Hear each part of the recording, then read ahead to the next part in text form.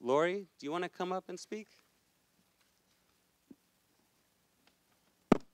Give it up for Laurie Valdez, wife of Antonio Guzman Lopez, who was murdered by San Jose State Police. And Angela Nagy. And Angela Nagy, whose son, O'Shane Evans, was murdered by San Francisco police.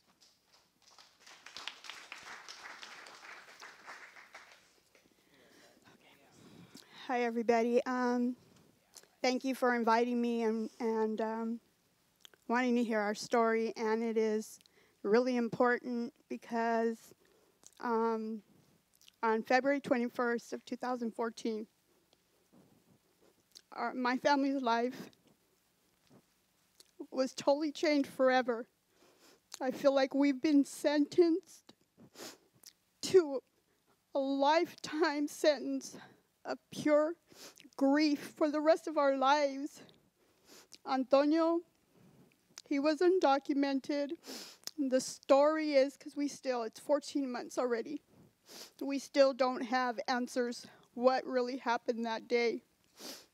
The university police officers who shot him in the back twice, they both had body cameras on. The transparency about these body cameras and the government saying they're putting all these officers, it doesn't mean shit. I'm sorry for my language, but they don't mean nothing because the two officers who killed Antonio had them on, and we still have to see them. Transparency means now, not when they're good and ready or when they figure out a way to cover it up. Antonio was a good person. Being undocumented wasn't a reason for him to die. And I know him better than anybody. He would never do what they said he did because he did not want to get deported and never be and see his son or my daughter, who he raised since she was 3, Angelique. He loved them more than anything. It's terrifying to know that morning when I was watching the news and I saw there was a killing off of San Jose State University. I had just spoken to him like around 7:30 that morning. He was on his way to our house. I didn't know the person that they had killed at San Jose State was Antonio. I was angry because he was supposed to be at my house a long time ago, and he hadn't showed up, so I was wondering what happened to him. Just to find out at 7 o'clock that evening, he was killed at 11 in the morning. I didn't find out till 7 o'clock in the evening that it was Antonio. And when I asked the coroner's office if I could go see his body, they told me no, because it was a crime being investigated. I said, I need to know, my kids need to know it's him. My daughter doesn't want to believe it's him. They said no. They kept telling me no. So in my head, I didn't believe it was him. I didn't want to believe it was him. Then, the following Tuesday, I went to the San Jose Police Department to talk to the homicide detective to find out, get information, and ask them, how do you know it's Antonio that's really the person they killed?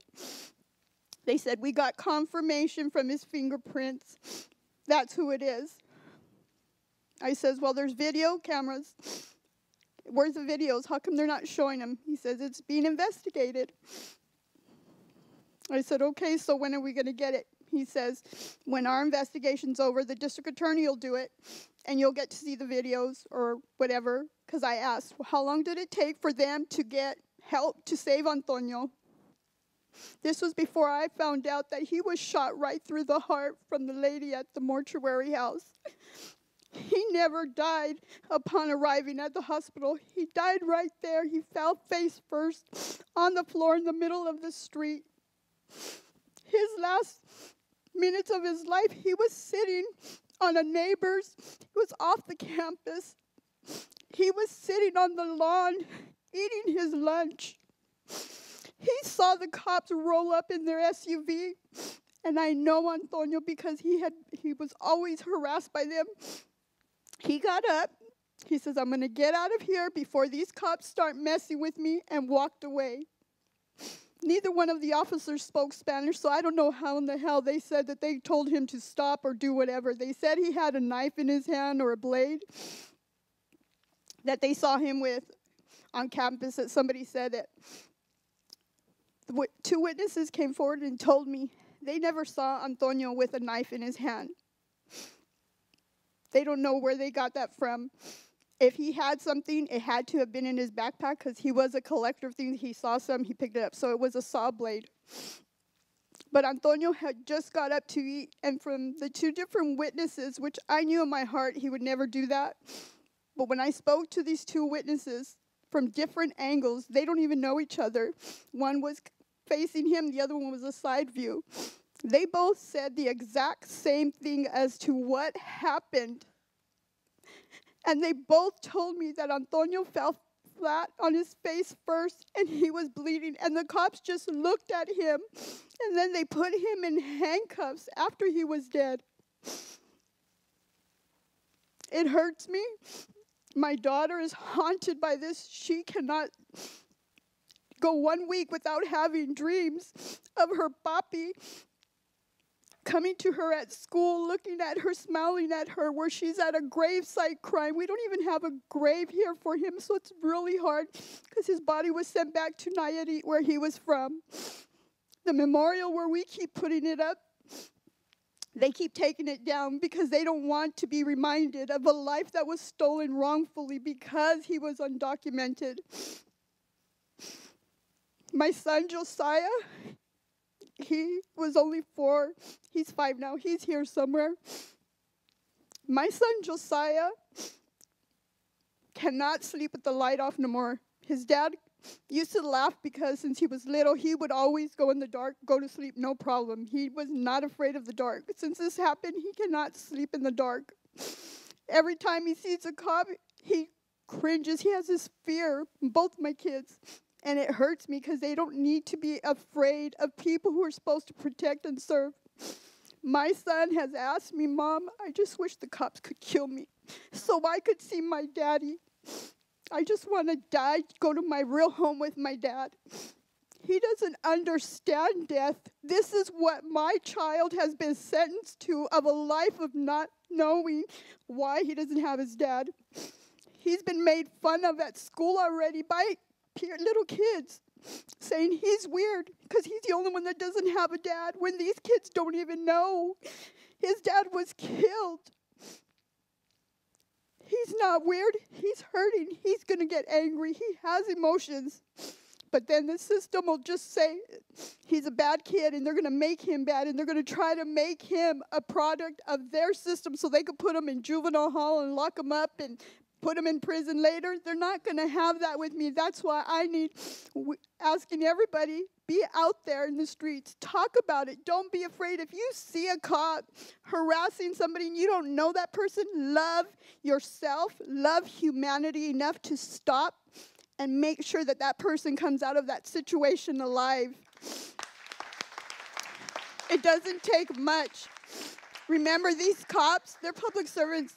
They're just people with job titles. Those job titles do not grant them rights to take lives left and right and not be held accountable. Who's going to tell I have no answers for my son. My son, 4 years old, mind you, a 4-year-old, had to see his father in a coffin. He's seen his dad in the coffin, and he said, Mom, why is my dad in this box? Mom, where's my dad's legs? Are his legs broken, Mom? How come he won't get up? Tell him to wake up, Mom. He's 4. He doesn't understand. He doesn't understand tomorrow, next day, in 2 weeks. Concept of time is still too much. But this is something I will have to deal with, and I will do my best to make sure another family, however I can, doesn't go through this. This is an unbearable. You can't even imagine the pain. I can't even really grieve because I'm trying to help my kids be okay emotionally and mentally while trying to get answers for the truth and get some results. The university police, they were off 2 weeks paid vacation while they killed Antonio. They destroyed my children's lives. And no, everybody thinks it's okay. The emotional and mental abuse that the system is allowing to go on with my children is not fair. They need to be held accountable, because if I was the person emotionally or mentally abusing my child, you know they would have called CPS and somebody would have had to pay for that crime. But nobody's talking about it because Antonio was undocumented, so they thought it was going to be washed under the rug. Josiah's here and my daughter Angelique's here. They need people to stand up. He's little. He needs people to love him and never want to see another kid have to suffer these tragedies. It hurts. It hurts when I can't take my son's pain away, when he cries and says, "Mommy, I just want my daddy back. Tell Jesus to give me my daddy back." I have no answers. I can't bring him back. I wish I could, but I can't. But what I can do is fight. Fight like hell to get the truth. Fight like hell to try to make change, even if it's a little change, and make sure that I tell everybody and anybody, save our kids. The cops try to say the black and the Latinos, the Sureños, the Norteños, the Crips, the blacks, they're killing each other. Let's love our kids. Let's fix our kids. The ones that are out there being bad, love them enough and correct them. Just say, hey, buddy, talk to them. Sometimes those kids, all they need is somebody to care. And if we don't start caring and loving one another to protect one another, more families are going to suffer. And we don't need no more suffering. We've had too much suffering. So many of our families, it's like you would think we're bitter and we're vindictive and we want revenge. We don't want revenge. Guaranteed, we do not want revenge. We want justice. We want accountability. That's all we're asking for.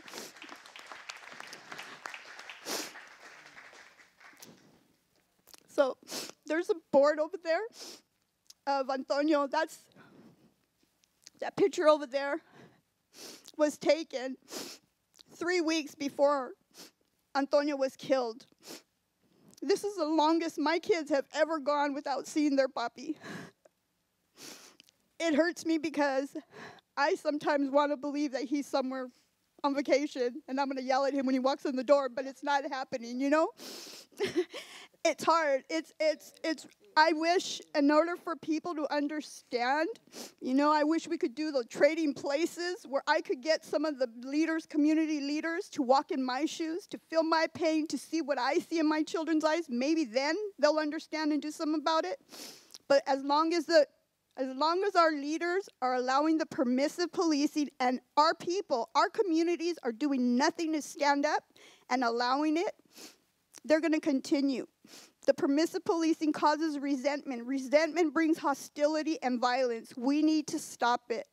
We need to make changes. We need to make the laws. The police can't go making rules on how they get punished. It's just like us saying a child molester is going to make the rules how child molesters get punished, right? They can't do that. We need to take over and we need to say, no, they can't make the rules, because the rules that they're doing, they're taking advantage of it and they're hurting people. And the government is getting deeper and deeper in the hole with all these lawsuits, because they rather pay lawsuit money out than to convict those officers and get them off the streets. Those cops they don't need. What happened to communication? Why can't they talk to people? They want respect, they need to give it. They need to learn how to communicate effectively and with compassion. You can't just go right away, pull out a gun on somebody and think somebody's going to react. Other people might, but that's not the way you talk to people. We teach our kids not to be bullies in schools. They have this zero tolerance in all the schools. Zero tolerance. If you say something bad to a student, you get suspended immediately or expelled. You get in trouble. They even want to give you a juvenile record. Why can't we do that with the police? Why are they not following the same rules? They're bullies with badges, and that cannot happen no more. They need to be stripped of the guns. They need the guns gone. They need to learn other ways of policing without guns. So I'm asking you guys all to please get out there in the streets April 14th. Make it, shut it down. Let them know. The only thing the government knows is about money. These schools, you guys all pay to come to these schools. The government wants your money, then make them listen to you. You want my money? You want to educate me? You want me to get educated? Just tell them you're going to listen. We need this. We don't want this. And especially on campuses college campuses. Why do cops need to have guns on college campuses? You don't need that. You need people, who are compassionate, who can understand, who can diffuse a situation. None of them know how to do that. I've seen it one too many times, and I've even called them. I'm not afraid of the cops. I'll call them on it. Excuse me, is that the way you talk to people? Is that how you're going to get them to respect you? And you call them out on it right when they do it? Believe me, if you do it in the right way, they stay stuck on stupid, and they look like they don't know what to say, because that's what you should do. Try to talk. Show them that we're better than them, that we don't need violence. We could do things with our words. We could show that we're compassionate with love and stuff, and that we don't want people to hurt. We're no different. None of you in this place is different than me, because when we die, our families will hurt. We all bleed the same. We're all part of the same human being race, and we all need to love each other. There's no black, there's no brown, there's no white, yellow, orange, whatever. We're all humans. And we need to love each other and protect one another, because the system is not protecting us. They're killing us, and they're destroying people. They're destroying families. All the families who have lost loved ones, the cops, they're not offering any of us help for our grieving. But the one cop, I'm going to tell you, the one cop in San Jose that was just killed was the first cop that got killed in 15 years. He was the 12th cop in 166 years history of San Jose. And oh my God, they made such a big thing. I was sick of the media putting it out there. Okay. The situation that went down, it was a crisis intervention suicide. Well, they said he was ambushed. I think it's otherwise, but a cop came out dead too. The person did, but the cop did. Prior to that, there was 2 other cases in San Jose where there was crisis intervention. The only thing is the cop didn't die, but the people who called for help did. So how is that right? This time it was he's a hero because he was going to help somebody. How about the other ones that were supposed to go help somebody, and they killed him? Diana Showman, she was 19 years old. Called for help, they shot her down. And then the cops went and took all the videos from everybody that was videotaped, making them erase, forcing them to erase. And why? What do you have to hide? Also, Philip Watkins, 23-year-old, also called for help. The mother-in-law and the girlfriend telling them stop, not to shoot him. They still did it. And they put guns in their faces. So the cops only tell you what you want to hear, and they're lying. The case on Antonio's, stuff's going to happen soon, because the district attorney, Jeff Rosen, and Mark Buller, I want you guys to remember those names, and Shapiro. All 3 of those are guilty of lying and trying to cover up something when they knew all along one of the officers who was involved, who actually was the shooter of Antonio, had been working for the district attorney's office from the beginning of this case, and just recently, he is no longer working there. So how can they be doing a fair investigation with integrity when they knew all along? Every time I asked the question, they always avoided it. Just recently, Shapiro sent me an email, and now I got it down on paper for him, where he said, yeah, he did work, but he didn't work with this. I don't care. It's a conflict of interest. You guys were all in the same office.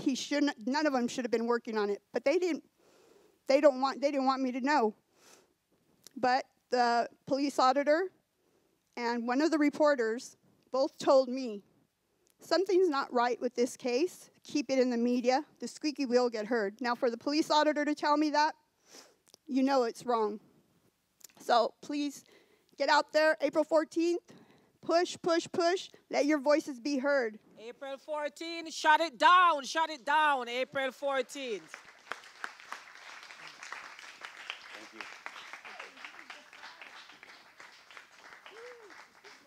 Justice for Josiah. We have a bunch of other speeches.